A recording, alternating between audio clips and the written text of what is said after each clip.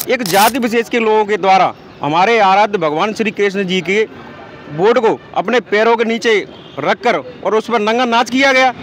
कब तक हिंदू सहन करेगा? लेकिन प्रशासन को पता नहीं क्या सूझा या किसका आदेश ऊपर से आया कि उस नोटिस को डिलीट करके 15 मिनट के अंदर ये मेरे ऊपर प्रकरण दर्ज कर दिया। जब स्वाभिमान की बात आएगी तो हमको भी कुछ करना आता है। ये नहीं भूलें कि यदि तुम लठ रखते हो तो लठ चलाना हमने ही सिखाया है तुमको।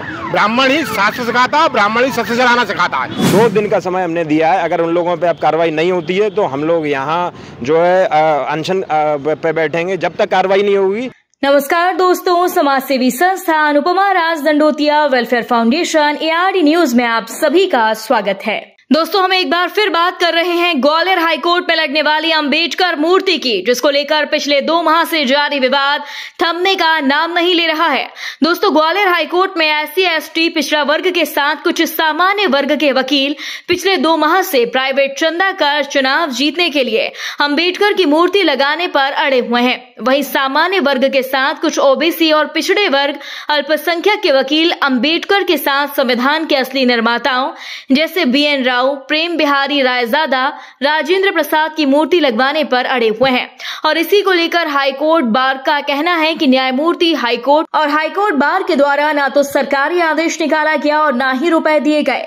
कुछ प्राइवेट लोगों के द्वारा चंदा कर पूर्व की तरह सामान्य OBC अन्य वर्गों को अपमानित करने के लिए अकेले बाबा साहेब अम्बेडकर की मूर्ति लगाई जा रही है, जबकि सामान्य वर्ग के साथ ही कई समाज के लोगों का कहना है कि संविधान का निर्माण देश के पहले वकील, जज, कानून मंत्री BN राव, देश के पहले राष्ट्रपति राजेंद्र प्रसाद और हाथ से संविधान लिखने वाले प्रेम बिहारी रायजादा है। महात्मा गांधी की मूर्ति लगाने की बात भी कही गई और यही विवाद ग्वालियर से देश भर में गहरा चुका है।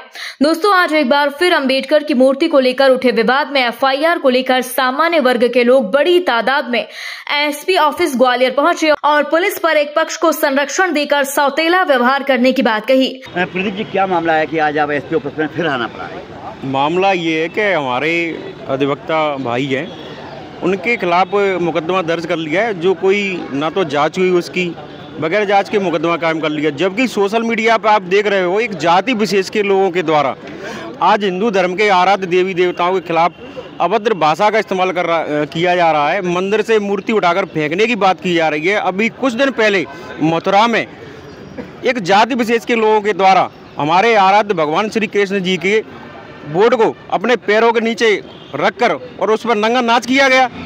कब तक हिंदू सहन करेगा? आज इन लोगों को अपने आप को जब लाभ लेने की बात आती है तो अपने आप को हिंदू बताते हैं ये लोग, लेकिन जब बात आती है भगवान की तो हम नहीं मानते, हम किसी और धर्म को मानते हो। जब तुम राम का विरोधी वो संविधान का विरोधी है, जो राम का विरोधी है वो संविधान का विरोधी है, सीधी सी बात ये है।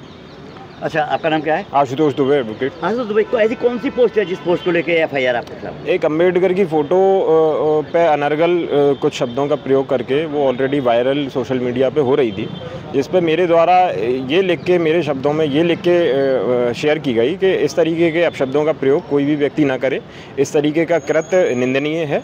उस पर प्रशासन तुरंत दबाव में एक्टिव होता है और मुझे नोटिस दिया गया। 24 घंटे का समय नोटिस के लिए दिया गया, जवाब के लिए।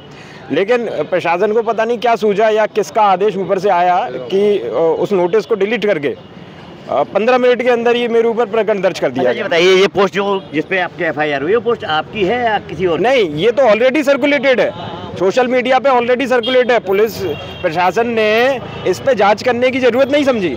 पूरा जो है दबाव में आकर प्रकरण दर्ज किया गया है, जबकि 2 महीने के अंतराल में अभी तक सामने वाले पक्ष पे एक भी व्यक्ति पे अभी तक कोई भी कार्रवाई नहीं हुई है। सतपाल तंवर जो एक जोकर आया था दिल्ली से, तो उसने खुलेआम ये कहा था कि माँ का दूध पिया हो तो आ जाए, और उसको प्रशासन ने नोटिस दिया।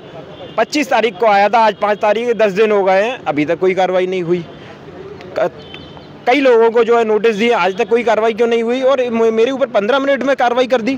तो ये SP और कलेक्टर महोदय पक्षपातपूर्ण तरीके से काम कर रहे हैं और ये एक जाति के दबाव में, जाति विशेष के दबाव में आके काम कर रहे हैं। 2 दिन का समय हमने दिया है। अगर उन लोगों पे अब कार्रवाई नहीं होती है तो हम लोग यहाँ जो है अनशन पे बैठेंगे जब तक कार्रवाई नहीं होगी।